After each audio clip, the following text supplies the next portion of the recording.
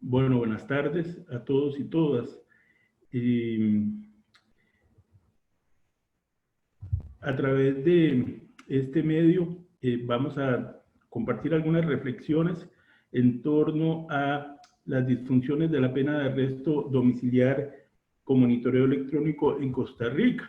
Yo me llamo Roy Murillo Rodríguez, soy profesor de la maestría en Ciencias Penales en la universidad y he tenido el honor de ser invitado a participar en este ciclo de conferencias. Me parece muy importante este tipo de actividades porque definitivamente el conocimiento y la experiencia debe de divulgarse y debe procurarse sobre todo espacios de discusión crítica, constructiva, para la mejora, digamos, de todos los institutos y el sistema de justicia penal en general y en nuestro país. Agradecerle a don Gustavo, al doctor Gustavo Cham y su equipo de trabajo por la invitación y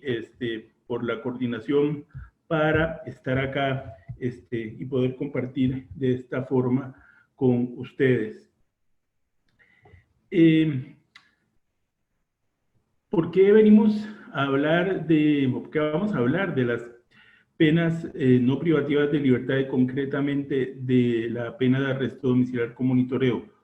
Porque nuestro modelo de justicia penal se concentra en la aplicación de la medida privativa de libertad como pena prioritaria, generando un hacinamiento en las cárceles y unas disfunciones en la administración del sistema carcelario que atenta contra sus objetivos. Y además, porque en Costa Rica tenemos un sistema que apuesta prioritariamente al encierro sin valorar las posibilidades de cumplimiento bajo otras modalidades menos lesivas, menos agresivas, menos violentas que la cárcel. La cárcel es un espacio que la humanidad utiliza desde hace muchos años y no hemos encontrado una alternativa que le sustituya completamente, o sea, en términos de abolirla por completo. Por muchos años la hemos utilizado y la utilizaremos. Sin embargo, es muy importante encontrar mecanismos para reducir el uso de la prisión. Y si algo tiene el modelo jurídico costarricense es un uso abusivo del encierro, tanto desde las medidas cautelares y la prisión preventiva como desde la fase de juicio con la imposición de sentencias. Y no necesariamente porque los jueces y las juezas quieran, sino porque el abanico de sanciones prácticamente hasta hace unos 10 años tiene una apertura y una diversificación. Entonces, salvo que la pena lograra ser suspendida por las reglas de la ejecución condicional de la sanción, la solución, si el asunto llegó a juicio y se le declara responsable a la persona, es el encierro. Y esto nos ha ido generando un problema, sobre todo con penas excesivamente altas en delitos relacionados con el tráfico de drogas, donde además lo que tenemos y lo que captamos es básicamente los eslabones más bajos de esta actividad, y entonces nos encontramos encerrando a un montón de personas cuyo perfil más bien es de carencias y pobreza, no de violencia. Y la cárcel es un espacio muy complejo donde deberíamos limitarnos a ubicar a las personas que no tienen posibilidades de cumplir la sanción fuera porque tienen, por su agresividad y su violencia, muy poca capacidad de convivencia. Entonces, en la cárcel deberían de estar los menos, las personas realmente violentas, y hacer realmente ahí un trabajo interdisciplinario profesional para trabajar con esas personas, para mejorar la capacidad de autocontrol y que sean capaces de vivir en comunidad sin hacer daño. Y mientras tanto, el resto de personas que no son violentas deberían ser controladas, porque deben ser controladas, sobre todo cuando han cometido un delito, a través de mecanismos alternos o sustitutivos. Desde 1990, Naciones Unidas hace un llamado, hace una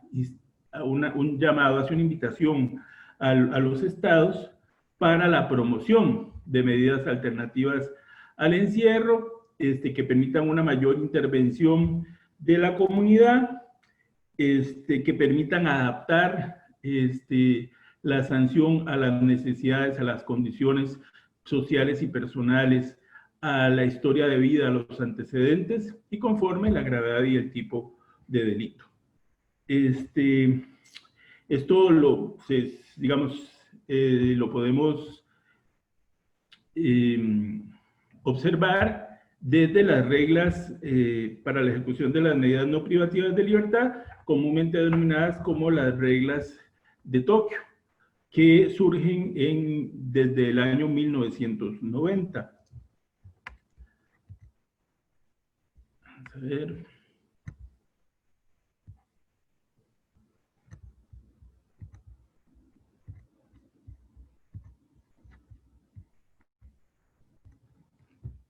Las reglas mínimas de las Naciones Unidas sobre las medidas no privativas de libertad, que en acuerdo de Asamblea General de Naciones Unidas del 14 de diciembre de 1990 se emite.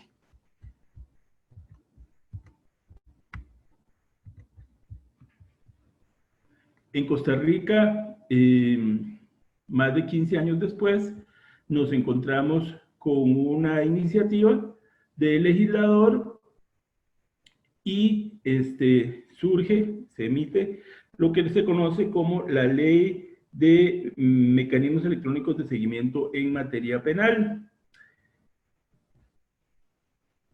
Una importante reforma legal que amplía el abanico de sanciones para personas en conflicto con la ley penal, que sirve tanto como alternativa a la prisión preventiva como alternativa a la privación de libertad ya como sanción, procurando reducir los niveles tan altos de hacinamiento carcelario. En este espacio lo que procuramos analizar es, bueno, cómo ha surgido esto y cuáles han sido los resultados, digamos, de la incorporación y la práctica en la introducción, estos primeros años, cómo ha ido evolucionando y cómo ha sido en sus inicios la aplicación de estas medidas alternativas, de estas medidas novedosas. Yo creo que es muy importante la incorporación de este tipo de sanción, pero también hay que tener cuidado porque no se trata, o sea, sí es cierto que el efecto es deteriorante, estigmatizante, lesivo a la dignidad en general. Difícilmente la cárcel logra los objetivos de resocialización. La mayoría de las veces se convierte en una escuela de delincuencia, de reproducción de la criminalidad y produce más violencia incluso que la violencia que previene. Pero también hay que actuar con prudencia y con cautela, y la sustitución pura y simple hacia el arresto domiciliar y hacia el encierro tiene que hacerse con sumo cuidado, porque no podemos, digamos, sencillamente, lo que hacemos es trasladar a la persona a su domicilio y que quede ahí encerrada, trasladamos muchos de los problemas del encierro, de la cárcel, al seno familiar, donde incluso la persona no puede valerse por sí misma, no puede proveerse sus alimentos, se le dificulta el acceso a los servicios de salud, algunos derechos, digamos, que dentro de la institución penitenciaria, el Estado como custodio de la población está en la obligación de garantizar. Lo primero, o antes de entrar a hacer el análisis de cuáles han sido los resultados de la incorporación de esta medida o de esta nueva sanción, es muy importante definir si la medida de arresto domiciliar con monitoreo electrónico es una sanción privativa de libertad o no lo es. Yo no sé qué les parece a ustedes. Si uno pone atención a su denominación, arresto domiciliar con monitoreo electrónico, fácilmente podría concluir que se trata de una pena privativa de libertad. Está en arresto. Desde ahí uno podría deducir y llegar a concluir eso, si no ha hecho, digamos, una investigación previa y no ha tratado de encontrar y discernir cuándo se puede una sanción determinar como privativa de libertad y cuándo de otra naturaleza. Y tal vez ustedes creen que qué pregunta más irrelevante y más insignificante, ¿no? Realmente es importante lograr determinar cuál es la naturaleza de la pena de arresto domiciliar, o sea privativa o no privativa de libertad, no hay diferencia, y entonces estamos frente a una discusión que no resulta de interés ni relevante. Bueno, uno podría pensar si realmente es una sanción privativa de libertad, si en realidad es una modalidad de cumplimiento de la prisión, sencillamente que en su domicilio, o si realmente estamos ante una sanción de otra naturaleza. Entonces, aquí la guía creo que son las normas internacionales. Estas mismas reglas que les explicaba yo, que hacen referencia a la necesidad de los estados de promover y incorporar medidas alternativas y ampliar el abanico de sanciones penales,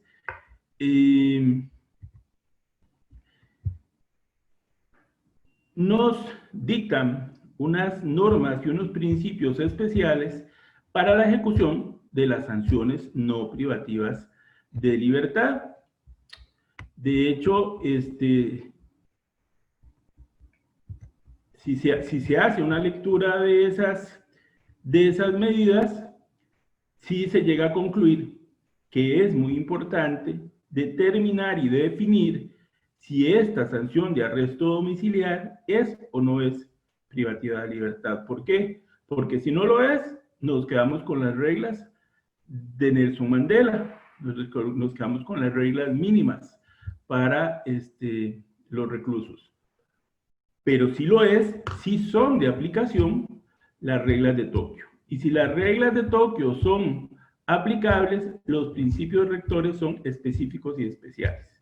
Lo que no significa que no rijan las reglas de Nelson Mandela. Y esto también es muy importante tomarlo en cuenta. ¿Por qué? Porque si hacemos, y los invito a hacer una lectura de las reglas de Tokio, las reglas establecen que estas reglas no excluyen la aplicación de los derechos contenidos en los otros instrumentos internacionales que tutelan y protegen la población privada de libertad, y concretamente las reglas mínimas de Naciones Unidas. Haciendo una lectura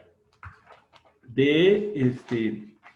lo que estas reglas definen como medidas privativas de libertad, nos encontramos que en su regla número 8 se define y se establece que toda sanción alternativa a la reclusión en centros penitenciarios se considera una medida no privativa de libertad. Incluso el mero arresto domiciliar es una medida no privativa de libertad, conforme el concepto que contiene y desarrolla los instrumentos internacionales. Y entonces, desde ahí, si el mero arresto, y también dice el inciso siguiente de la regla 8, en el inciso K establece el arresto domiciliar como medida no privativa de libertad. Y en el siguiente establece cualquier otra medida distinta a la reclusión se considerará no privativa de libertad. En consecuencia, la pena de arresto domiciliar con monitoreo electrónico es, en definitiva y sin discusión,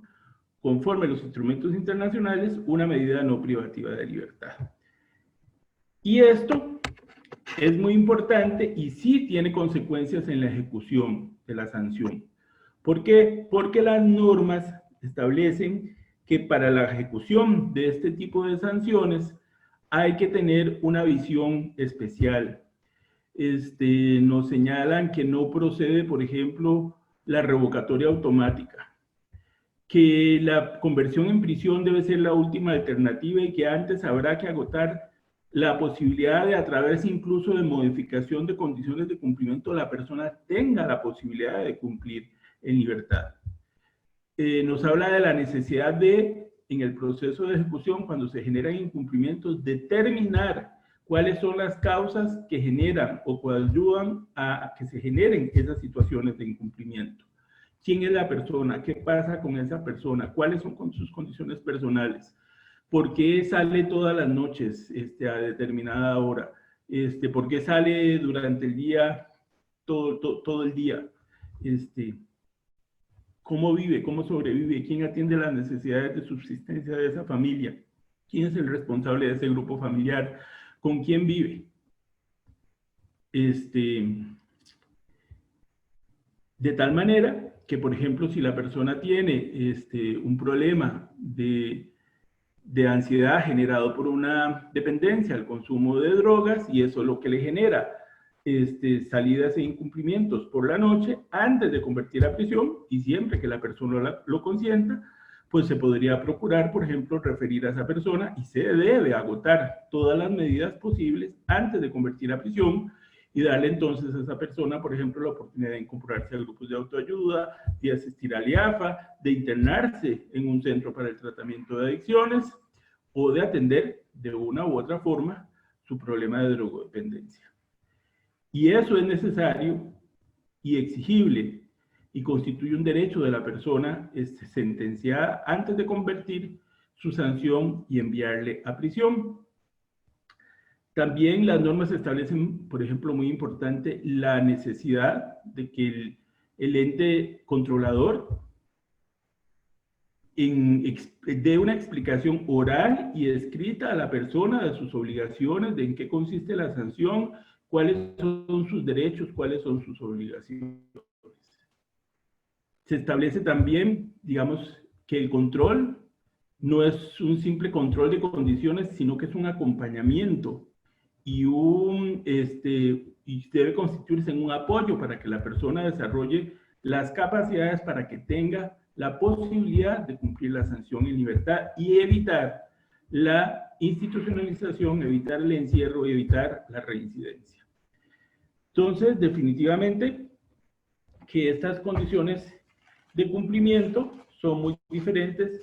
a el cumplimiento de una pena privativa de libertad pura y simple. Sí.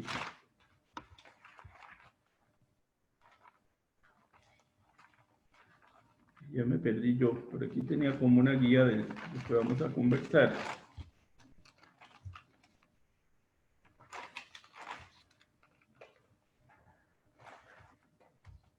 Ahora bien, ya que tenemos claro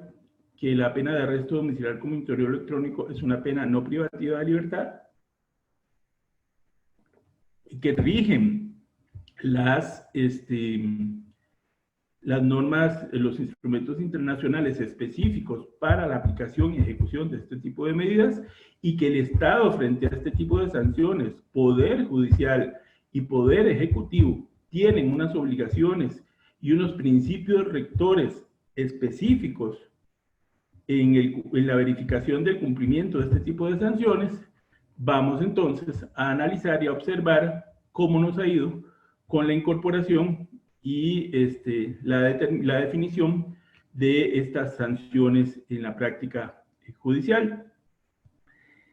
Yo creo que nos hemos equivocado definitivamente. Bueno, yo soy profesor y trabajo también como juez de ejecución de penas, y entonces esto, digamos, que me permite por experiencia hacer este análisis definitivamente, digamos, la visión desde la que se ha definido las condiciones de cumplimiento de la pena de arresto domiciliar con monitoreo electrónico. Inicialmente, en la mayoría de los casos, es una visión que sigue siendo muy represiva, muy punitiva, e incluso el seguimiento administrativo tiene básicamente una concepción más que humanitaria de seguridad, con requerimientos de revocatorias más expeditas, giradas con mayor celeridad, y la demanda, digamos, de una respuesta y una revocatoria efectiva y casi que inmediata. Entonces, vamos a ver, yo no sé si ustedes se acuerdan, la ministra anterior de Justicia, doña Marcia, no me acuerdo el apellido. Doña Marcia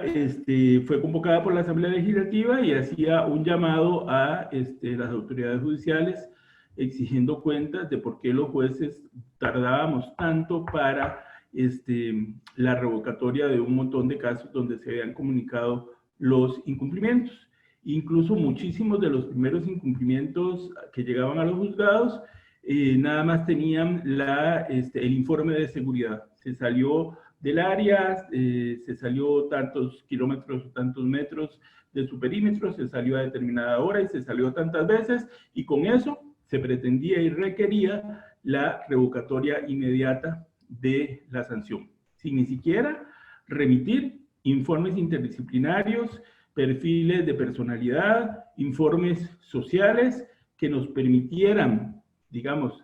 tomar una decisión con más elementos y una decisión integral y equilibrada, considerando a la par de esos incumplimientos cuáles eran las condiciones personales y sociales que vivía cada una de esas personas. Entonces, el juzgado, por lo menos en San José, creo, de forma atinada, sí señaló que los incumplimientos no se resolverían sin los informes profesionales, sin los informes psicológicos, sin los informes sociales de cada uno de esos casos, porque no se trataba solo de determinar que había incumplido, sino que se necesitaba conocer por qué se había incumplido, qué era lo que pasaba en ese hogar, qué era lo que pasaba con esa persona. Y hasta que se tuviera todos esos informes, entrábamos a analizar la justificación o no y las posibilidades de modificación o revocatoria de ese tipo de sanciones. Sin embargo, también los juzgados creo que hemos fallado y tampoco hemos comprendido realmente que se trataba y que regían los principios rectores de las normas de Tokio, porque, por ejemplo, hasta meses después se empezó a asegurar una audiencia inicial informativa donde se verifica la comprensión por parte de la persona de la forma como maneja su dispositivo, donde se verifica la comprensión de sus obligaciones, se le señalan sus obligaciones y las repercusiones que podría tener no cumplirlas. Y también se le informa y se le trata de garantizar sus derechos.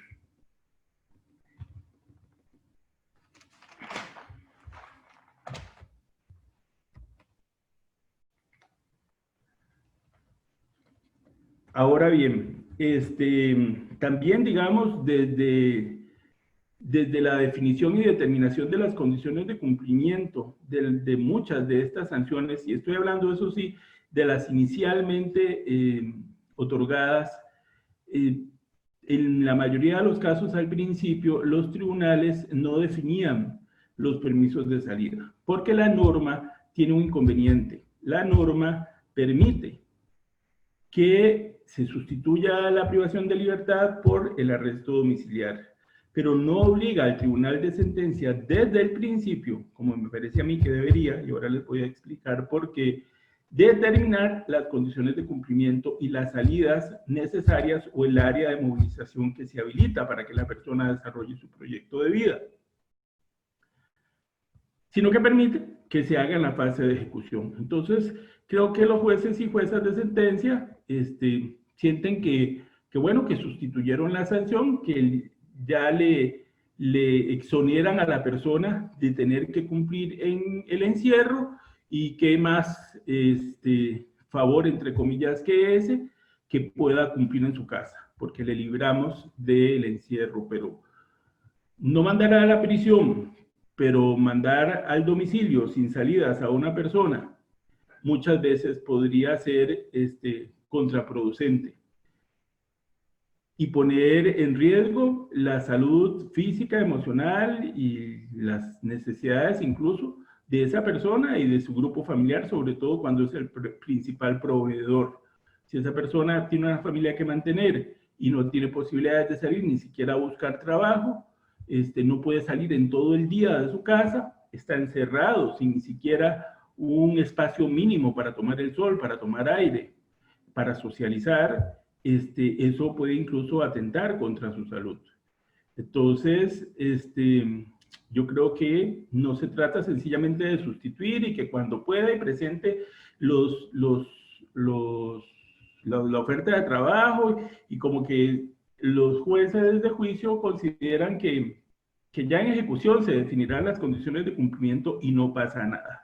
Pero hay una serie de disfunciones entre la imposición de la pena, la firmeza de la sentencia, el auto de liquidación de la pena y la remisión, finalmente, al juzgado de ejecución para seguimiento. Y en ese ínterin, muchas veces pasan meses, y no uno o dos, muchos meses, y el expediente no inicia su ejecución a pesar de que la sentencia está firme. Y la persona desesperada empieza a buscar permisos y empieza a procurar a ver quién le resuelve, quién le autoriza. La administración penitenciaria le dice que no tiene facultad para dar ningún permiso en su caso, que la ley no les faculta para dar permisos, porque eso es otro de los inconvenientes que tiene la normativa, aunque las reiteradas resoluciones de los juzgados sí le han señalado a la administración la posibilidad, a través del dictado de medidas correctivas y resoluciones específicas en los traslados de cada asunto, de resolver asuntos urgentes y por razones humanitarias, otorgar permisos provisionales cuando resulte necesario y así se justifique. Pero la cuestión es que la administración le dice, yo no le puedo dar ese permiso para que vaya a esa entrevista de trabajo, yo no le puedo dar permiso para que salgan al dentista, yo no le puedo dar permiso para que vaya al IAFA, y la persona ansiosa y necesitada de atención o necesitada de un trabajo.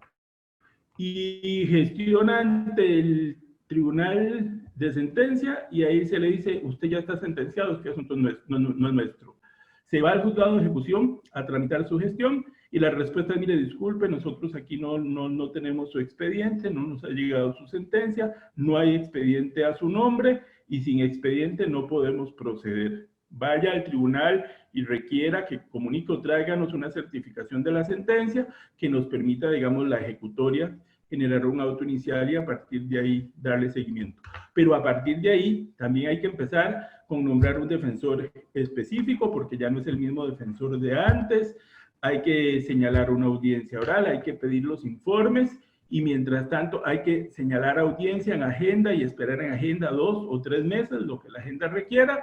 y entonces el espacio donde se pueda definir nuevas condiciones de cumplimiento no se genera una semana después de que el tribunal sentenció. Y si esa persona quedó sin los permisos habilitados de salidas necesarios, tiene que esperar encerrada o genera incumplimientos que le podrían significar incumplimientos, que le podrían significar la revocatoria de su sanción, y estar ahí muchos meses, de forma completamente contradictoria, contraproducente y contraria, digamos, a la finalidad resocializadora que esta sanción tiene. Y sin necesidad realmente, porque acordémonos que el artículo 57 bis del Código Penal, que fue reformado a través de la Ley de Mecanismos Electrónicos, indica que esta sanción aplica para personas en las que el tribunal mismo concluya que no hay peligrosidad, que son personas no peligrosas y que tienen la capacidad de cumplir en comunidad.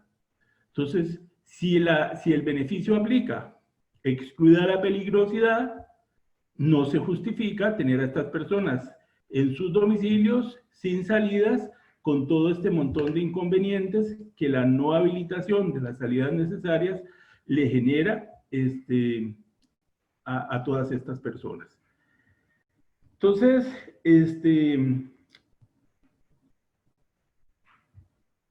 definitivamente, ahora, ¿Por qué no se habilitan estos permisos? Porque los tribunales no quieren. Porque los jueces y juezas penales son malos, sino, no. Responde también a algunas disfunciones y a algunos requerimientos que la misma norma dispone y que en este momento, con la incorporación repentina de la norma, pues hay expedientes que ya avanzaron, que ya llevan un recorrido y de pronto sencillamente se llega a debate. Hay una nueva norma aplicable, pero las partes no habían previsto eso y entonces se llega a debate y no hay una oferta de trabajo, no hay tal vez una matrícula en un centro escolar y tras de eso la normativa establece en el 57 que para habilitar esos permisos se requerirá un informe del Instituto Nacional de Criminología. Y entonces, claro, ya se está en la etapa de debate, la parte pide estos permisos, cuando los pide, cuando tiene las posibilidades y las alternativas, muchas veces en ese momento no las tiene, y no se tiene el informe del Instituto Nacional de Criminología. Pero bueno, podría pensarse que ese informe no necesariamente sea necesario, que los jueces puedan prescindir porque se acredita de alguna manera, o se podría suspender el debate y pedir en 10 días un informe de estudio psicosocial o los informes al centro penitenciario o los informes a la unidad de monitoreo electrónico, a la autoridad que se determine que tenga que emitir estos informes. Pero no se hace porque creo que existe la visión de que, bueno, ya le libramos del encierro y ya en ejecución, ya después cuando presente oferta, sencillamente ahí se habilitan las salidas. Pero no somos conscientes de las disfunciones y de la dilatación que la solución en ejecución penal podrían generar y en los efectos contraproducentes de no habilitar estos permisos desde el principio. Entonces, ¿cuáles son las soluciones frente a esta situación y este problema práctico? Bueno, primero, creo que sí hay unos permisos que al margen de cualquier circunstancia por razones humanitarias deben asegurarse. O sea, la persona no puede estar encerrada 24 horas en su domicilio sin poder sacar el pie ni siquiera después del portón de su casa porque ya genera un incumplimiento. Esto es completamente improcedente. Ni siquiera en régimen de aislamiento la persona está a las 24 horas en esas condiciones, en cárceles de máxima seguridad, por ejemplo, y en las prisiones, todas las personas, por ejemplo, que no trabajen al aire libre, las normas mínimas, Nelson Mandela establecen la obligación de asegurarles al menos 1 hora de ejercicio al aire libre. Entonces, creo que por tutela del derecho a la salud, que es un derecho fundamental, estas personas todas, cuando por alguna circunstancia queden sin permisos laborales, educativos o familiares, por razones de salud, sí debe quedar la posibilidad de una salida de al menos 60 minutos diaria para que la persona pues, salga, tome aire, converse, haga ejercicio, definiéndole una zona, un área de movilización o un lugar específico al que se pueda desplazar, una plaza de deportes, un gimnasio, salir al barrio,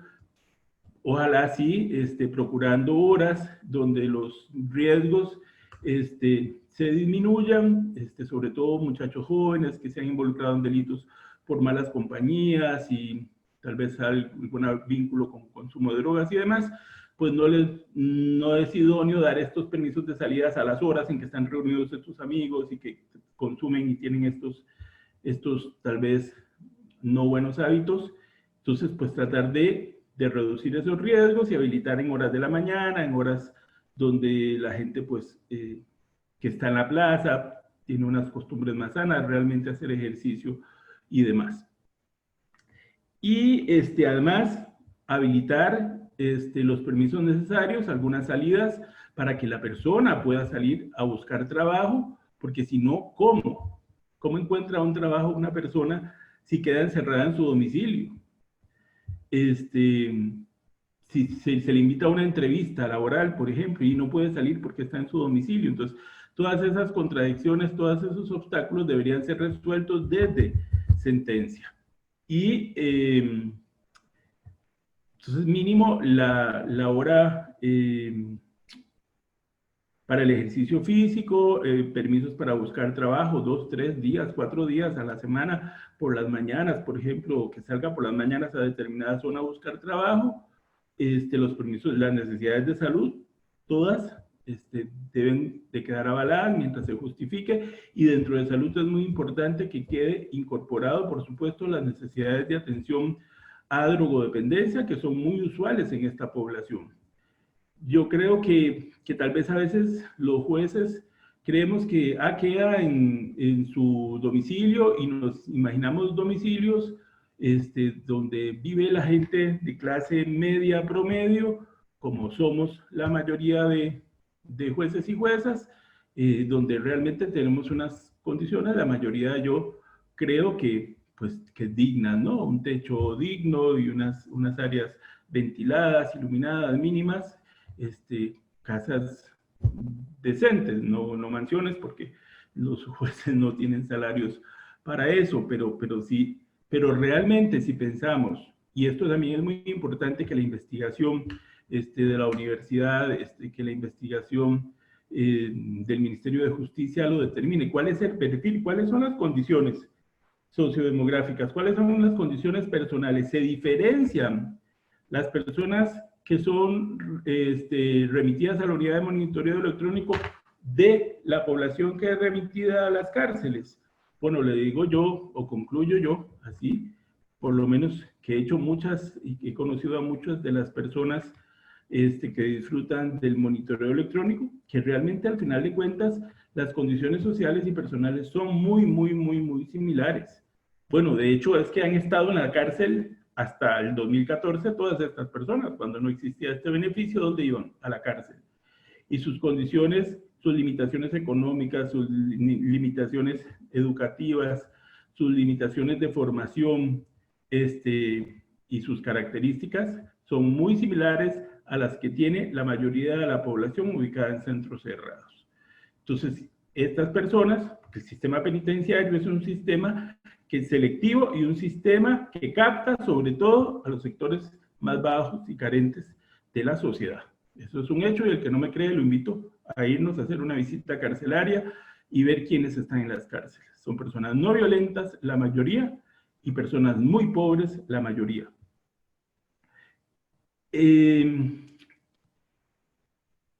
¿Y en qué condiciones viven estas personas? ¿Dónde viven? ¿Cómo viven?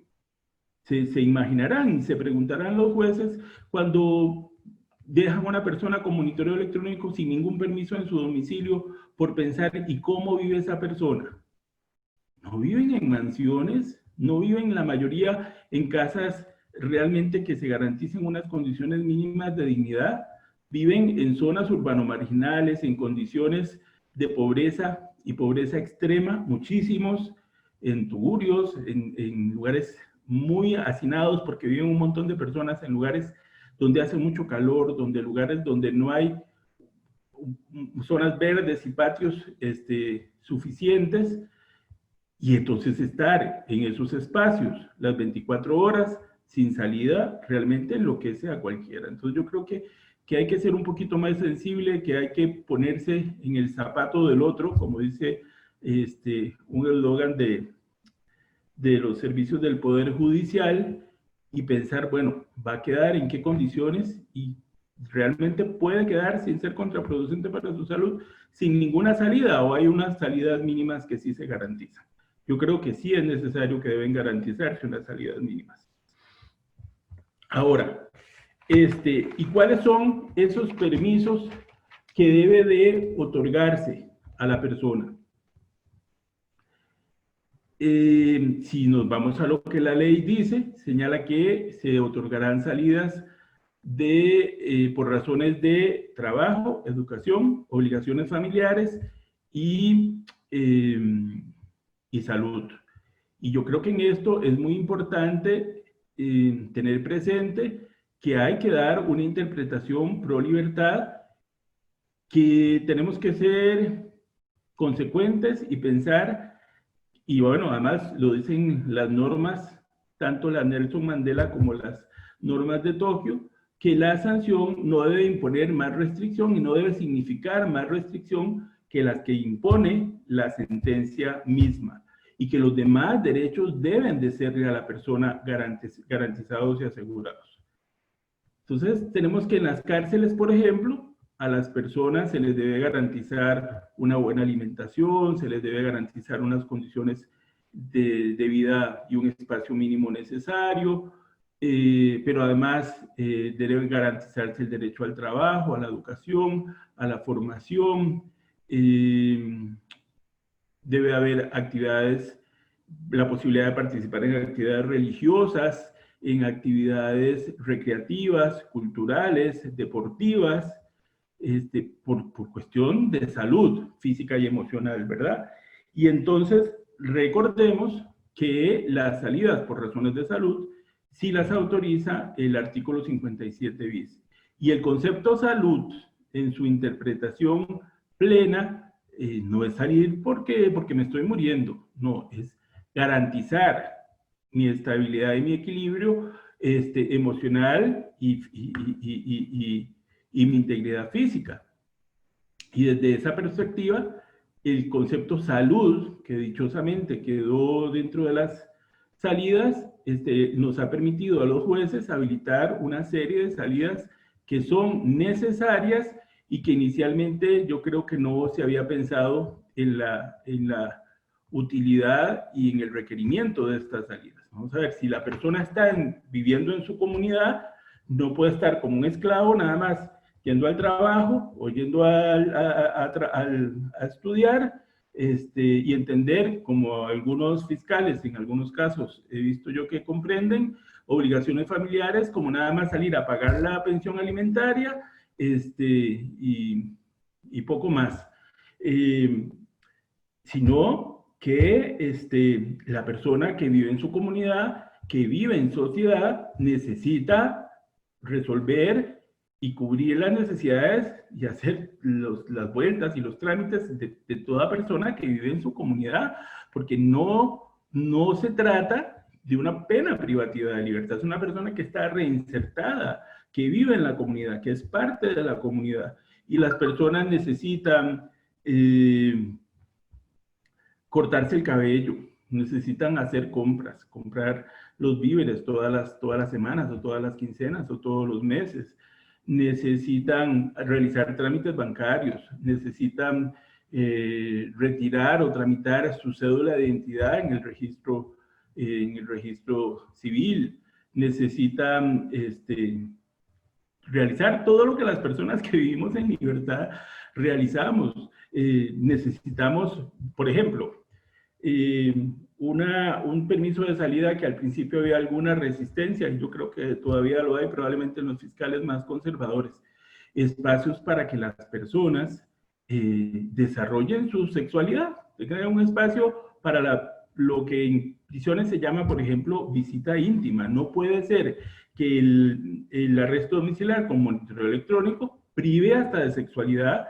a estas personas, la mayoría muchachos y muchachas sumamente jóvenes y en pleno ejercicio de sus condiciones de vida. La sexualidad es una condición de la naturaleza humana, es sana, es necesaria, y no puede ser que el sistema penal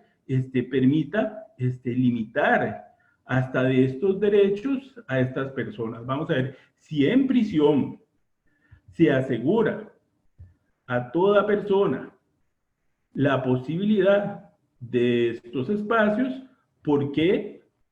a una persona que no fue institucionalizada, sino que tiene una alternativa,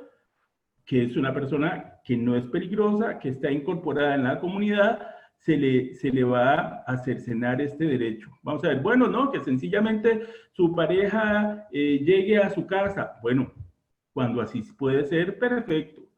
que duerma acompañado o acompañada con su pareja, pero muchas veces no puede ser así. Muchas veces en esas casas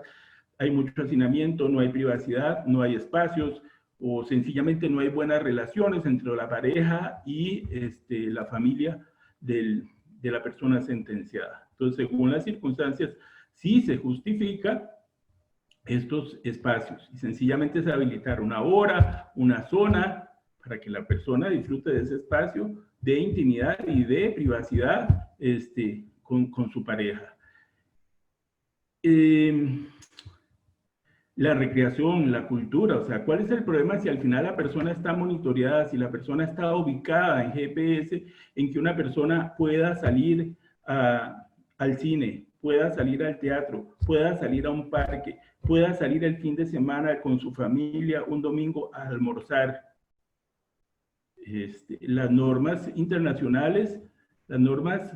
de Nelson Mandela, señalan, por ejemplo, la importancia de mejorar y acercar a la persona con su grupo familiar. ¿Por qué? Porque finalmente el grupo familiar se convierte en un factor protector y un mecanismo de apoyo y que es muy importante en términos de disminución de la reincidencia. Una familia funcional, una familia que apoya, una familia que escucha, una familia que ahí está. Pues creo yo que es un absurdo que si no se habilitan los permisos necesarios, pensemos que entonces la familia del domingo, que usualmente podría ir a la iglesia si tuviera, digamos, es la creencia y la importancia de asistir a la iglesia, y normalmente pues la gente va a la iglesia y se da una vuelta por el parque o se va a comer algo. Bueno, entonces va toda la familia y la persona sentenciada no va. Realmente tiene sentido, se puede resocializar así. La única forma a través de la que se puede alcanzar la función resocializadora, tratándose de penas de localización permanente o arresto domiciliar, es habilitando todos los permisos necesarios para que la persona desarrolle su plan de vida y que lo desarrolle sin obstáculos, que lo desarrolle como si viviera en libertad, con las restricciones, pues sí, necesarias de estar siempre localizable, de estar en su domicilio a partir de determinada hora,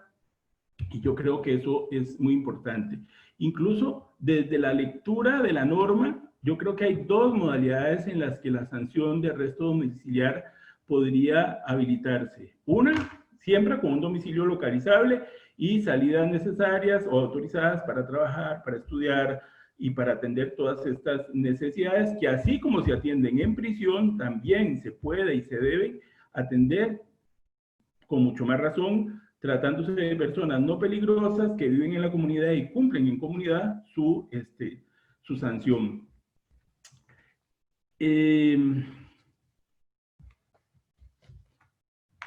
Entonces, yo creo que hay que tener mucha apertura, pero también si ustedes hacen una lectura de la ley, habla de la posibilidad de habilitar espacios de movilización o zonas de movilización y que la persona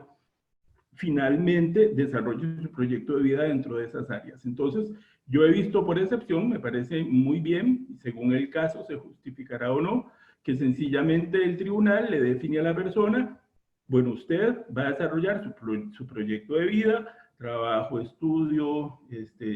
necesidades personales, salud, en una zona determinada de las 6 de la mañana a las 6 de la tarde. En el cantón de Desamparados, Acerrí y Zapote, punto. Puede salir a partir de las 6 de la mañana y a partir de las 6 de la tarde ya debe retornar a su domicilio. Entonces, claro, esto genera mayores espacios de libertad, permite mayor flexibilidad, no esa rigidez de que tengo que estar en la universidad desde las 7 y las 9 y no he terminado el examen y tenía permiso hasta las 9 y ahora qué hago y este aparato me empieza a sonar y que, o sea, realmente en la medida que exista, en la medida, sobre todo cuando los jueces puedan concluir, por ejemplo, que los factores que coayudaron a la generación del delito entre el delito mismo y la fase del debate ya fueron identificados y atendidos, ¿qué necesidad hay de atormentar y de tener a la persona sujeta a estas condiciones? Y lo que necesitamos es asegurarnos de que la persona viva en libertad con un proyecto socialmente responsable. Bueno, pues entonces habilitémosle los espacios necesarios. Entonces, para eso se tiene el dispositivo electrónico para asegurarnos el control de la persona y que las personas tengan capacidad de desarrollar sus habilidades para construir proyectos de vida responsables, estudiando, trabajando, haciendo deporte, atendiendo sus necesidades, siempre que no estén pues dañando a la comunidad, haciendo daño, porque eso sí no es válido, ¿verdad? Y pues ya ahí sí vendrán las consecuencias. Pero yo creo que hay que tener una visión muy amplia, muy humana, hay que tener claridad de cuáles son los principios rectores de este tipo de normas, cuál es la finalidad. Lo que pasa es que este tipo de sanción realmente en Costa Rica elaboramos una cuestión como atípica, porque en doctrina, por ejemplo, en España, por un lado tenemos la pena de arresto domiciliar y por otro la pena de localización permanente, pero aquí como que refundimos y hablamos de arresto domiciliar con localización. Sin embargo, ambas creo que hay que tener claro que son medidas no privativas de libertad con unos principios rectores para su ejecución y con unas exigencias en digamos, en el análisis de los reportes de incumplimiento específicas que nos obligan a buscar soluciones alternativas antes de prisionalizar. Y eso es muy importante. Definitivamente hemos avanzado porque ya uno va viendo cómo los tribunales son mucho más flexibles y muestran apertura para el cumplimiento de este tipo de sanciones sin tanto obstáculo y más bien con mucha flexibilidad en la medida que haya responsabilidad. Yo creo que es importante también, por ejemplo, que la ejecución de estas sanciones que empiezan con permisos de salida finalmente y en la medida que el desenvolvimiento sea positivo y favorable, permita terminar cumpliendo al menos en condiciones como la segunda alternativa de que les hablaba, que era la de áreas de movilización. Bueno, desarrolle su proyecto de vida de una hora a otra, dentro de un horario y en una zona y sin tanta rigidez. No se trata de trasladar la lógica perversa del encierro al domicilio de los usuarios, sino se trata de una oportunidad para vivir en libertad con responsabilidad, pero eso requiere digamos, de condiciones de cumplimiento idóneas que le permitan a la persona construir y desarrollar sus proyectos de vida para continuar en la comunidad sin hacer daño y por el contrario, convirtiéndose en hombres y mujeres responsables y de bien, que atienden sus necesidades, que proveen el alimento a sus hijos, padres responsables, hijos responsables, pues que en determinado momento de su vida no tomaron una decisión acertada e hicieron daño, pero que definitivamente no son personas peligrosas, que el solo sometimiento al proceso penal les ha significado una lección y un dolor, y que tienen plena capacidad para desarrollar sus proyectos de vida en libertad, cumpliendo bajo determinadas restricciones la sanción. Yo creo que los tribunales de sentencia sí tienen que preocuparse por tener elementos para determinar quién es candidato idóneo para esta sustitución, porque no se trata de cualquier persona. Hemos visto, por ejemplo, en la práctica personas que no tienen luz eléctrica en su casa, personas que son los responsables de su grupo familiar y no tienen salidas. Me acuerdo, por ejemplo, de un caso de una pareja joven con una niña de 2 años que se quedan sin trabajo y cometen la imprudencia de robarse un celular entre los dos, y el tribunal sencillamente les sustituye a ambos la sanción, pero no les otorga ninguno permisos de salida. Entonces quedan el papá y mamá con niña en su propia casa de alquiler sin tener medios para subsistir, para pagar la comida ni para pagar el techo. Sí. Entonces, ¿en qué se convierte esto, verdad? Yo creo que es importante tener informes sociales y psicológicos de quiénes son los usuarios, no se trata de que este beneficio solo aplique a personas que tienen resueltas sus necesidades, sino también a personas no peligrosas que tengan identificadas sus vulnerabilidades y quieran trabajarlas. Entonces, por ejemplo, una persona que tiene un perfil de antecedentes de consumo de drogas, pues podría ser un candidato idóneo siempre que esté en condiciones atendiendo esa vulnerabilidad. Entonces, bueno, convertimos esto en un internamiento, pero no ordinario domiciliar, sino en un centro para el tratamiento de adicciones, para que la persona desarrolle herramientas suficientes que le permitan el autocontrol y retornar meses después a la comunidad, atendiendo pues esa situación, pero ya fortalecido y con un reforzamiento conductual que le permita manejar la situación e incorporarse entonces a trabajar. Entonces, yo creo que no podemos sustituir las sanciones con solamente la hoja de delincuencia en blanco. Definitivamente de los tribunales, y tal vez este ha sido alguno de los problemas también que se puede identificar en la práctica, tienen que saber quién es la persona a la que se le sustituye y cuáles son las condiciones para entonces definir y desde el principio esas condiciones necesarias de cumplimiento con toda la flexibilidad necesaria también para que la persona sin obstáculo tenga la capacidad de vivir en libertad con responsabilidad. Se nos queda el tema, por ejemplo, de la sustitución en la fase de ejecución, y todavía hay muchas cosas que podemos seguir conversando, pero yo creo que por cuestiones de tiempo, pues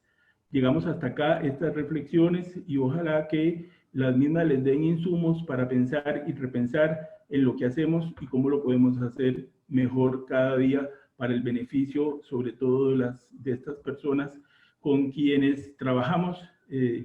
sobre todo quienes tenemos la oportunidad de administrar justicia o ocupar alguno de los roles dentro de la administración de justicia, defensores públicos, defensores privados, fiscales.